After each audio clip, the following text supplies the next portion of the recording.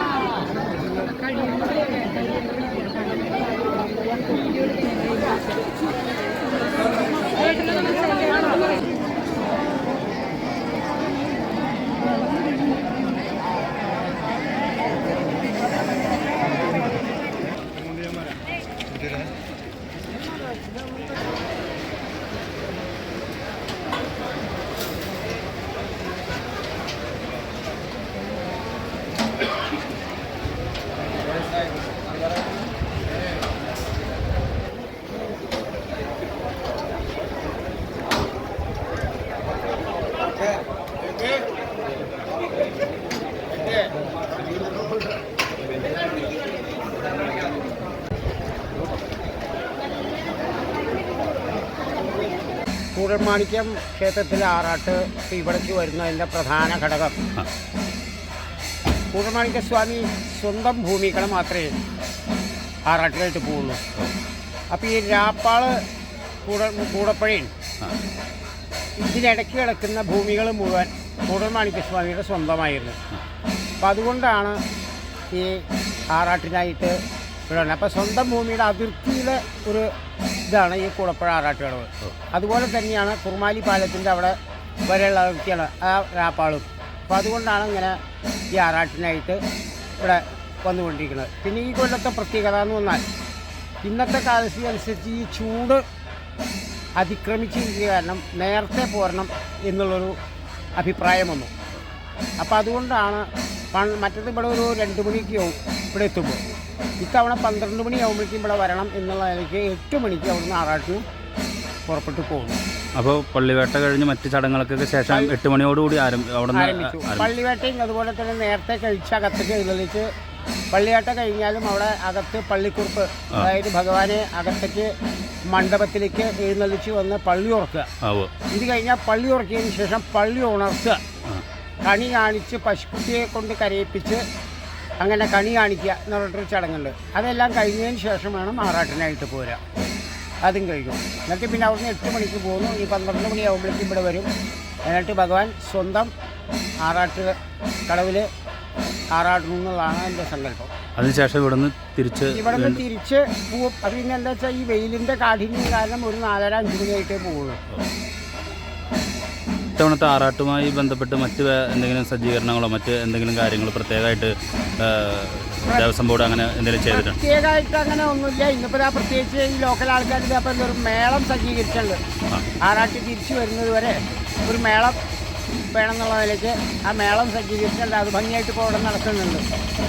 ഇത് ഏകദേശം എത്ര വർഷങ്ങളോളം പഴക്കമുണ്ട് ഈ ഒരു ക്ഷേത്ര ആചാരത്തിൽ? ക്ഷേത്രത്തിൽ പറയുന്നത് പ്രശ്നവിധി പ്രകാരവും ഓരോരുത്തരൊക്കെ പറയുന്നത് ജനിച്ചെടുത്തിട്ട് പറയുന്നത് 5000-ൽ പരം കൊല്ലം പഴക്കമുണ്ടെന്ന് ജൈനമതക്കാരുടെ കാലത്തുള്ള അമ്പലമാണ് എന്നൊക്കെ പറയുന്നുണ്ട്. ഓ അത് ശരി. അപ്പോൾ ഈ അത്രയും വർഷം പഴക്കമുണ്ട് ഈ ആറാട്ടിനും? ഉണ്ട്.